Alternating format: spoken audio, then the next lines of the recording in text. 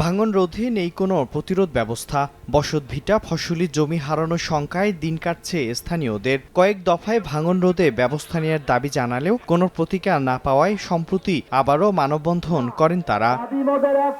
কুড়িগ্রামের ফুলবাড়ী উপজেলার গোরখমণ্ডল ও লালমনিরহাট সদর উপজেলার মোগলহাট সীমানা দিয়ে ভারত থেকে বাংলাদেশে প্রবেশ করেছে ধরলা নদী। সামান্য ভাটিতে বাম তীরে গোরখমণ্ডল এলাকায় প্রায় 1 কিলোমিটার এলাকা জুড়ে ভাঙছে ধরলা নদী। ভুক্তভোগীরা জানায়, গত 5 বছরে ভাঙনে গোরখমণ্ডল এলাকায় প্রায় 4 শতাধিক পরিবার ভিটেমাটি ও আবাদি জমি হারিয়ে নিঃস্ব হয়ে পড়েছে। হুমকিতে রয়েছে আরও শত শত পরিবার। 7.5 বছর হলো এক একার ভাঙে, যখন বন্যা আসে তখনই ভাঙে। থাকার মতন কোনো জায়গা নাই, আমরা নদী বান্ধের অধিকার দাবি চাই। আমাদের তো আর জায়গা বাসা নাই, আমরা কোন জায়গায় যাব? আমরা সরকারের কাছে একটি আবেদন যে আমাদের এই নদীটা যেন শাসন হয়। এদিকে ফুলবাড়ী উপজেলার গোরখমণ্ডল সহ জেলার 4টি প্রধান নদীর ভাঙন কবলিত 26টি পয়েন্টে বরাদ্দ পাওয়া সাপেক্ষে কাজ করার কথা জানায় স্থানীয় পানি উন্নয়ন বোর্ড। এই পয়েন্টগুলো দ্রুততম সময়ের মধ্যে আমরা সেখানে ব্যবস্থা নিতে পারবো।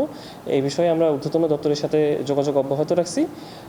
আমরা আশা করি দ্রুতই এই পয়েন্টগুলো সম্পর্কে আমরা ব্যবস্থা নিতে পারবো। পানি উন্নয়ন বোর্ডের তথ্য মতে চলতি বর্ষায় জেলার উপর দিয়ে প্রবাহিত ধরলা, তিস্তা, ব্রহ্মপুত্র ও দুধকুমারের 72টি পয়েন্টে ভাঙন দেখা দিয়েছে। এর মধ্যে 46টি পয়েন্টে জরুরি ভিত্তিতে বালু ভর্তি জিওব্যাগ ফেলে ব্যবস্থা নেওয়া হয়। সময় সংবাদ, কুড়িগ্রাম।